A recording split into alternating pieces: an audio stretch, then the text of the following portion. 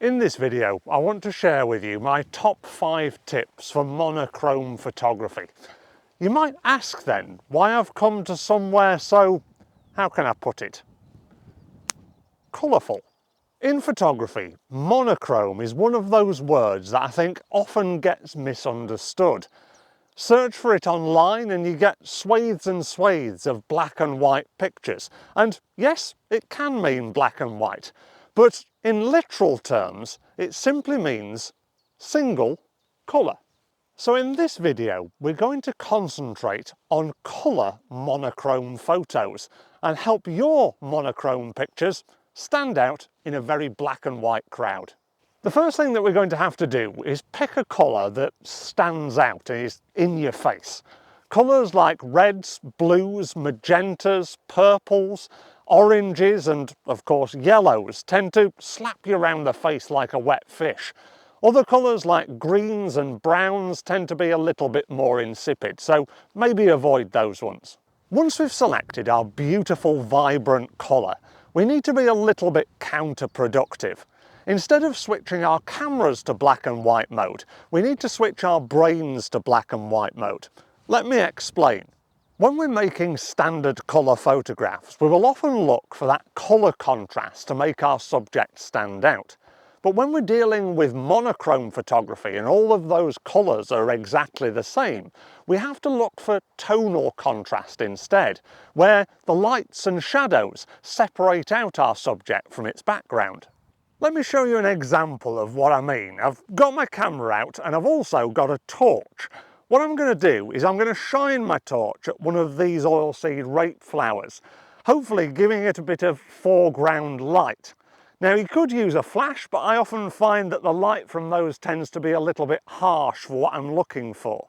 If you get your angles right and slightly shoot down from above the flower, isolating it against the rest of the yellow, the light is going to hopefully bring this flower forward and the background is going to be cast more into shadow, meaning that we're going to have an all yellow photograph, but our flower is still going to stand out as a subject within our frame. The eagle-eyed amongst you may also notice that I've gone with a shallow depth of field for this shot, bringing the flower itself into focus and casting the background out of focus.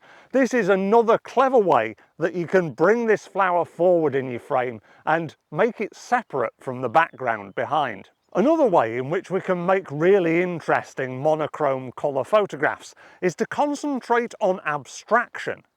What I'm going to do for this next example is slow my shutter speed down by reducing the amount of light coming in through my aperture and lowering my ISO level.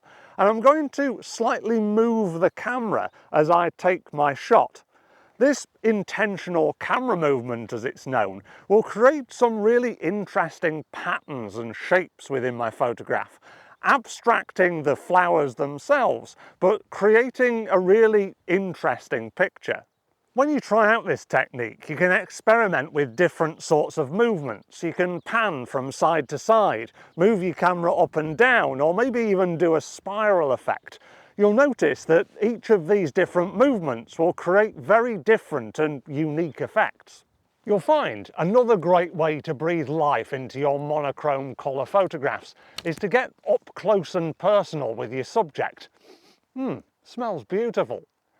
You'll find the closer you get, the more you can isolate the colour within the flower itself. Looking at the textures and details within it rather than anything else can make somebody look at a subject in a completely different light. Try using a macro lens so you can focus as closely as you possibly can to really isolate the colour within the picture.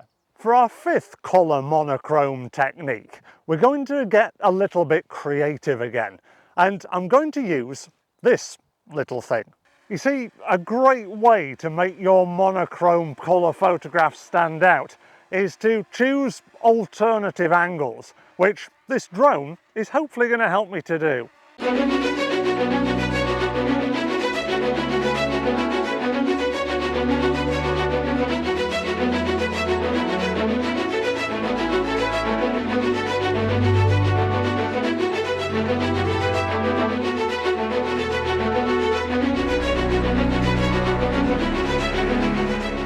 So you can see that the aerial view that the drone creates just gives you a completely different perspective on something that's reasonably familiar around these parts. But of course you don't need something as extravagant as a drone to get alternative perspectives.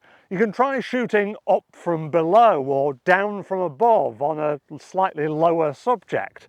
As long as you look out for patterns and shapes within the scene, it can not only create an abstract kind of interest, it can provide people with something unusual, and that's always going to make them think, that looks good. So there you have it, 5 ways to breathe life and colour into your monochrome photos. Now, it can be a difficult decision sometimes whether to turn your photographs black and white or keep them in colour. To help you to make a better decision, then watch this video next. I look forward to seeing you again soon. Bye for now.